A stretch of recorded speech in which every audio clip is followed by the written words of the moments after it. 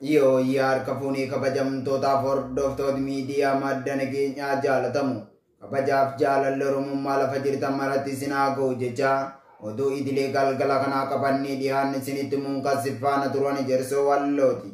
Oduu keenya jalqabaatiin kaaba Oromiyaa godina Walloo keessatti hidhaa dararaa fi reebichi uummata Oromoo irratti raawwatamu akkaan hammaatee jiraachuun himame. Namoonni mana hidhaa Kamisee fi bakkoota garaa garaatti hidhamanii jiran dararaan itti hammaachuun dararaa guddaa keessummeessaa akka jiran jiraattonni madda nageenyaatti himanii jiru. Oduun gabaasa kana akka itti aanutti isiniif dhiyaata. Kaaba Oromiyaa godina Walloo keessatti dararaa reebichaa fi nama karaa deemu adamsanii dararuun cimeetti fufee jiraachuu jiraattonni godinicha madda nageenyaatti himanii gareelee shororkeessitoota faannoo Amaara mootummaa naannoo Amaaraatiin hidhachiifaman yeroo garaa garaatti namoota nagaa dararuu fi reebicha irratti raawwata jiraachuun dhagahame. Haaluma kanaan godinni Walloo aanalee hedduu keessatti namoonni hidhamanii jiran mana hidhaa keessatti dararaa guddaa argaa osoo jiranii kaabinoonni humna badii Amaara waliin ta'uun namoota nagaa hidhaa jiran erga hidhaa keessa baasanii dararuu fi hidhaa keessa ukkaamsanii reebicha irratti raawwataa akka jiran ergaan keessa nu qaqqabaa jira.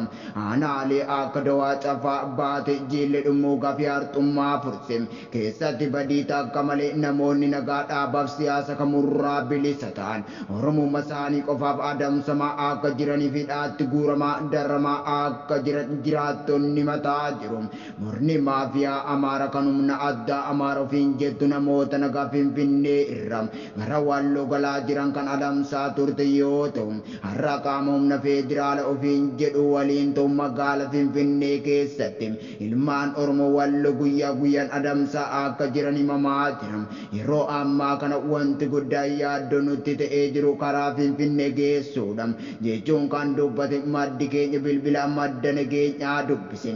Uummanni Oromoo Walloo bara dheeraa karaa magaala Finfinnee Kamisee jiru gidduutti waggaa waggaan kan gidiraa argaa ture ta'uuf kaleessas ta'e har'as karaa kana irratti wareegama guddaa kaffalaa akka jiran dubbatu. Maddi keenya garasii dubbisnee kun humnoonni dhiiga ilmaan Oromoo Walloo dhuguu bare har'as koomaandii poostii doo godhachuun namoota karaa kana gidduu deeman adamse konkolaatarraa buusuun waan barbaadan godhaa akka jiran irra deddeebiin himamaa jiran. Namoonni hedduun lola amajjii 23 keessa Oromoota Walloo irratti baname irratti namoonni Finfinnee galaa turan konkolaatarraa buusuun namoota imalaa jiran biraa hambisanii rashanuu isiniif gabaasnee jirra.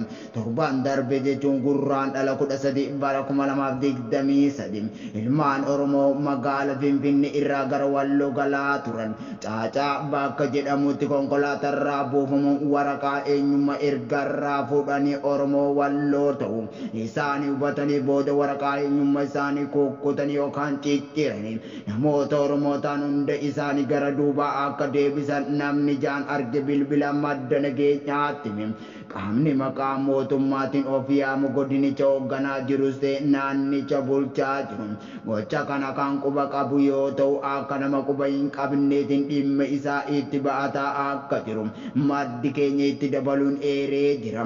Haxaayyee Dabra Siinaa Shawaaroobi Dabra Biraanii kan kana fakkaatan keessatti sababa imalaatiin lubbuun Oromoota baay'ee badaa akka jiru dubbatu. Uummanni keenya wal quba qabaachuu fi wal tiksuu qaba kan jedhe maddi keenya kun qaamni dhimmi kun ilaallatu yookaan qaamni maqaa mootummaatiin of yaamu rakkoo karaa kanaa tattamatti furuu qaba jechuun ergaa isaa dabarsatee jira. Namni bilbilaan dubbifne kun waraanni piipi namoota nagaa hidhuu fi dhaabaasee ajjeesa jiraachuun beekame. Godina Wallagga Lixaa Aana Beegii keessa dararaa fi hidhaan uummata irratti raawwatamu akkaan hammaatee jiraachuu fi namoonni mana hidhaa keessa jiran tokkoof lamaan baafamanii ajjeefamaa jiraachuun beekame. Bal'ina isaa dabalataan akka itti aanutti isiniif dhiyaata. godina wallagga lixaa aana beekii fi qondaala keessatti waraanni shiftaa piipii namoota nagaa hidhuu fi hidhaa baasuun jumlaan ajjeesa jiraachuun dhagahame. Murni maafiyaa piipii hawaasa Oromoo afaan qawween bulchuu barbaadu bilxiginaan aangosaaf jecha ilmaan Oromoo jumlaan hidhuun kaanis hidhaa baasuun ajjeesaa akka jiru jiraattonni biyya guyyaa guyyaan himataa jiru. Waraanni faashistii bilxiginnaatiin hoogganamu duguugga sanyii kutaalee Oromiyaa garaagaraa keessatti geggeessu itti fufee jira. Bilxiginnaan namoota nagaa dhaabaaf siyaasa kamurraa bilisa ta'u wallagga lixaa aana beekii ganda leellistuu rooppii fi xoobii qeenxee garbachoo jedhamuun keessatti ukkaamsanii butuun jimaata darbe reebicha guddaa irratti raawwataa turan jechuun jiraattaan aanicha ONN gabaasee jira.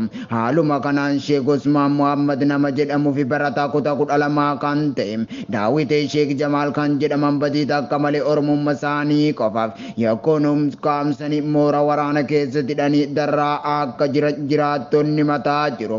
Namoonni aanalee kana keessatti hidhamanii jiran baay'ee akka ta'anii fi mooraa waraana piipii aana beekiitti argamu keessatti darraa guddaa keessummeessaa akka jiran beekamee jira.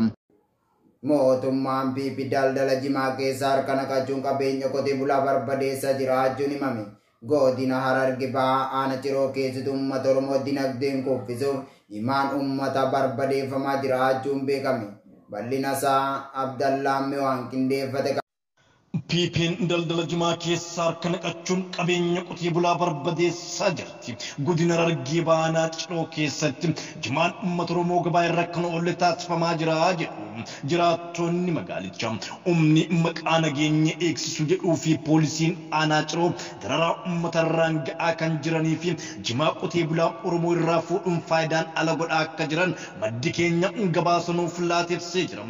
Aanaa Ciroo Araddaa Bosoqaa keessatti jimaa nuti qabbana keessa bullee aduu keessa ollee oomishanne kaabinoonni buchulloonni fi poolisiin humna nageenya buusuu jedhame nurratti qubsiifame waliin ta'uun jimaan keenya akka gabaarran ollee godhaa jiru. Qotee bulaa harkaa butanii faayidaan ala nu jalaa taasisaa jiru. Kanaaf qaamni dhimmi ilaallatu tattamaan akka nurraa dhaabsisu barbaannaa jechuun dubbate namni bilbilaan maddi nageenyaa dubbise. Mootummaan piipii jimaa keessa harka naqachuun ilmaan afran qalloo dinagdeen kuffisuuf dhiibbaa guddaa godhaa akka jiru beekamaadha. Jimaa yeroo ammaa kanatti dinagdee hawaasa bira darbee dinagdeen biyya guddisuu isa guddaa akka ta'e ni beekama. Mootummaan abbaa irraa biyya biyyattii dinagdeen kuffisuuf dinagdeen biyyichaa guddaa kan ta'e jimaa hawaasni itti dadhabee bittaaf gurgurtaaf dhiyeeffataa jiru harkaa fuudhuun faayidaan ala taasisaa jira.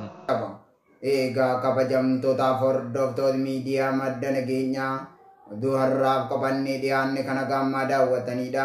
Qophiilee madda nageenyaaf kan daawwachuu barbaadan Tiwiitara keenya, peejii keenya akkasumas yuutuubii keenya jala kaasiniin jecha waan nu waliin turtaniif galatooma.